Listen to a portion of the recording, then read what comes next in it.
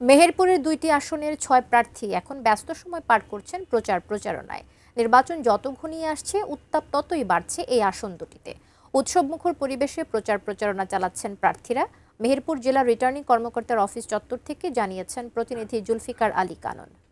নির্বাচনের আর বাকি মাত্র 5 দিন। এর মধ্যে ভোটার এবং প্রার্থীদের নির্ঘুম রাত শুরু হয়েছে।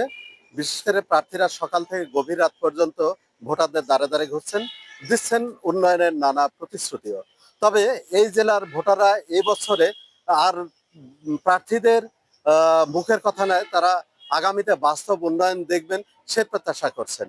তবে উৎসবমুখর পরিবেশ তৈরি হলেও সীমান্তবর্তী এই জেলার 26টি ভোট কেন্দ্র রয়েছে সীমান্ত এলাকাগুলোতে, যে কারণে ভোটারদের মধ্যে শঙ্কা তৈরি হয়েছে অবৈধ অস্ত্রের ঝনঝনানি নিয়ে। শুধু ভোটাররা নয়, প্রার্থীদের মধ্যেও এক প্রকারের শঙ্কা তৈরি হয়েছে যে ভোট কেন্দ্রগুলো নিরলস হবে কিনা।